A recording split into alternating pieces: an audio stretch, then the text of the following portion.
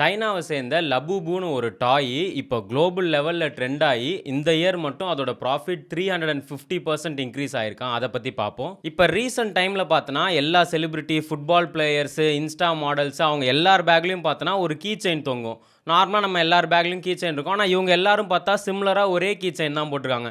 என்னன்னா ஒரு பொம்மை வச்சுருக்காங்க. அந்த பொம்மையோட பேர் லபூபுவான். அந்த பொம்மை பார்க்கறதுக்கு கூட நல்லா இருக்காது. ஒரு பெரிய காது இருக்கும், ஒரு கண் இருக்கும், பல்லு பார்த்தோன்னா இந்த பேய் பல்லு மாதிரி இருக்கும். அது பார்க்கவே ஒரு ஸ்கேரியான டாய் மாதிரி தான் இருக்கும்.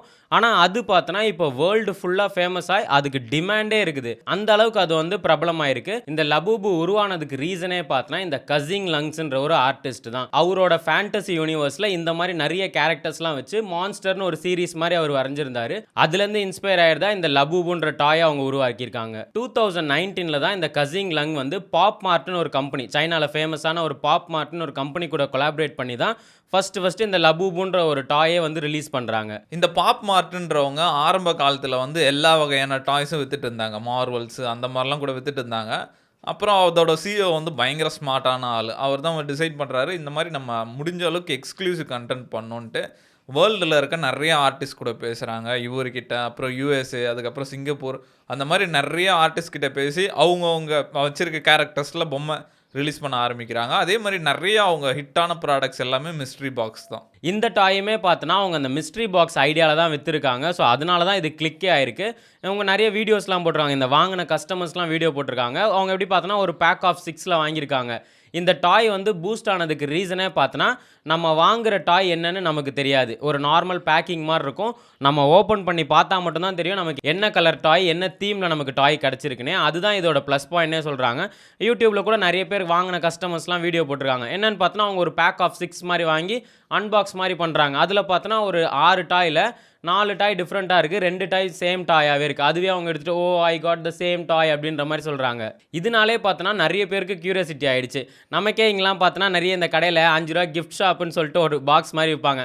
5 ரூபா கொடுத்தா நம்ம வாங்குவோம். நமக்கே அது எக்ஸைட்டடாக இருக்கும். என்ன இருக்கும் உள்ளே, போன வாட்டி மோதிரம் அந்த இந்த வாட்டி செயின் இருக்குமா அப்படின்ற மாதிரி இருக்கும். அது வந்து இந்த யங்ஸ்டர்ஸ் நடுவில் பயங்கர க்யூரியாசிட்டி கிரியேட் பண்ணி அதை வாங்குறதுக்கு லைனில் நிற்கிறாங்க. அது பார்த்தோன்னா டிமாண்ட் எந்த அளவுக்குனா ஒரு மாலில் வந்து அந்த மால் ஓப்பன் பண்ணி 15 மினிட்ஸ் தான் ஆகுது. அதுக்குள்ளே பார்த்தோன்னா அவ்வளோ பெரிய கியூ. ஒரு 15 நிமிஷத்தில் எல்லாம் சோல்ட் அவுட்டே ஆகிடுச்சான். அந்த அளவுக்கு வந்து இது மேலே கிரேஸாக இருக்காங்க.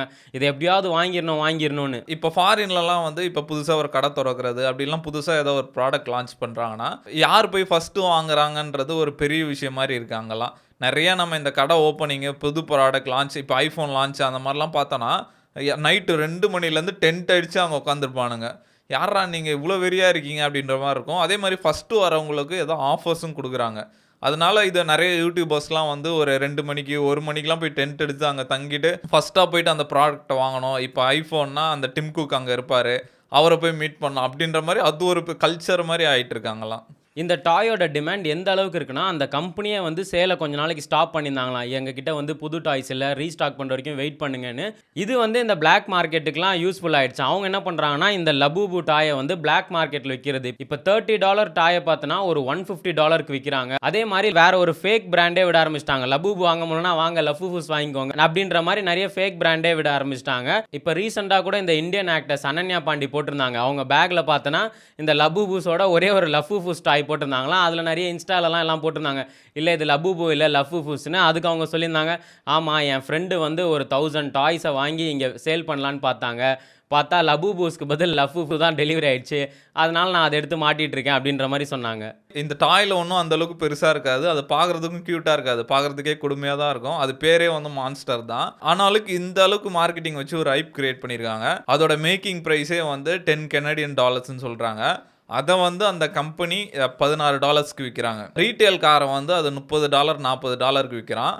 மேக்கிங் காஸ்ட்லேருந்து பார்த்தாலே 200% அதிகமாக வச்சு விற்கிறாங்க. அதை வந்து வாங்கி நிறைய பேர் இந்த பிளாக் மார்க்கெட்டில் விற்கிறானுங்க. அதில் வந்து ரேரு, அல்ட்ரா ரேருன்னு இருக்கும். அந்த அல்ட்ரா ரேருன்றது வந்து நம்ம 72 வாட்டி வாங்கினா அந்த ஒரு அல்ட்ரா ரேர் கிடைக்க வாய்ப்பு இருக்குதுன்னு சொல்கிறாங்க.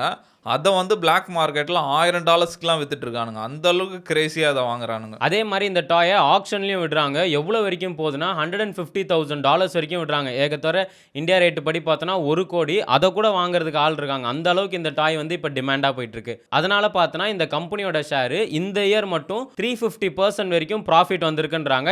இப்ப அந்த பாப் மார்க்கெட்டோட ரெவென்யூ பார்த்தோன்னா, $40 பில்லியன் வரைக்கும் இருக்குன்றாங்க.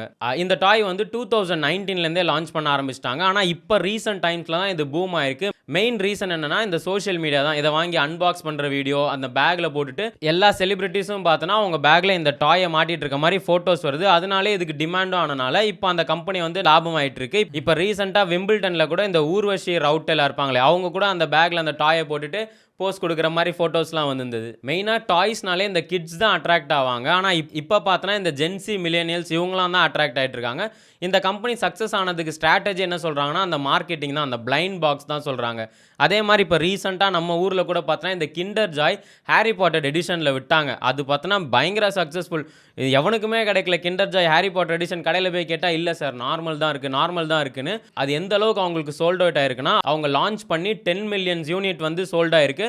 அதுல ஃபர்ஸ்ட் 3 மந்த்ஸ்லயே பார்த்தோன்னா 8 மில்லியன் சோல்ட் ஆயிருக்கு. அவ்வளோ பேர் வந்து அந்த கேரக்டருக்கு அலைஞ்சு கஷ்டப்பட்டு வாங்கியிருக்கானுங்க. இது இந்த அளவுக்கு ஃபேமஸ் ஆனதுக்கு முக்கியமான காரணம் வந்து அந்த மிஸ்ட்ரி பாக்ஸ் தான். இவங்க கிட்ட வந்து நெறைய அந்த மிஸ்ட்ரி பாக்ஸ் சீரிஸ் இருக்கு. அதே மாரி இந்த கம்பெனி வந்து இது ஒண்ணே நம்பி இருக்கக்கூடாதுன்னு பயங்கரமா டைவர்சிஃபை பண்ணிட்டு வராங்க. நெறைய ஆக்சஸரீஸ்லாம் லான்ச் பண்றாங்க. இந்த லபூபு வந்து இந்த அளவுக்கு ஃபேமஸ் ஆயிருக்குன்னா, அதுக்கு முக்கியமான காரணம் வந்து இதோட மார்க்கெட்டிங் தான்.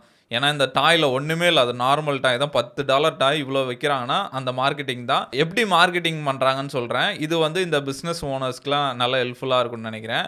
இது வந்து இப்போ பயங்கர ட்ரெண்டாவே போயிட்டு இருக்கு. இத வச்சு நெறைய பேரு இந்த மில்லியனர்ஸ் ஆயிட்டு இருக்காங்க. இத நான் எப்படி கண்டுபிடிச்சேன்னா, ஆஸ்திரேலியன் ஆன்டர்பிரினர் ஒருத்தர் இருக்காரு. டேவ் ஃபர்கட்டின்ட்டு. அவர் வந்து காமர்ஸ் பண்ணி மில்லியன் கணக்குல சம்பாரிச்சிட்டாரு.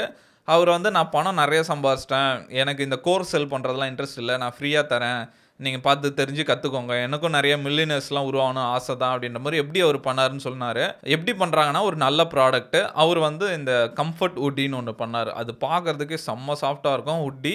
அது போட்டா நம்ம ஸ்ட்ரெஸ் லெவல்லாம் கம்மியாகுன்றாங்க. சாஃப்ட்டா கிளாத் போடும்போது ஸ்ட்ரெஸ் லெவல் கம்மியாகுன்ட்டு, அத என்ன பண்றாங்க, நெறைய இந்த கிரியேட்டர்ஸ் கிட்ட குடுத்து ப்ரமோட் பண்றாங்க. காசு குடுத்து. இந்த ஆட பொறுத்தவரைக்கும் கிரியேட்டிவ்ஸ்ன்னு சொல்லுவாங்க. இந்த ஃபோட்டோ, வீடியோஸ்லாம் வந்து கிரியேட்டிவ்ஸ். எந்த அளவுக்கு நம்ம கிட்ட கிரியேட்டிவ்ஸ் இருக்கோ, அந்த அளவுக்கு நம்ம Facebook ஆட்ஸ் அந்த மாரிலாம் ப்ரமோட் பண்ணலாம். அதனால இவங்க என்ன பண்றாங்க, இவங்களுக்கு கீழ நெறைய கிரியேட்டர்ஸ் இருக்காங்க. அவங்க கிட்டலாம் குடுத்து ப்ரமோட் பண்ண சொல்றாங்க.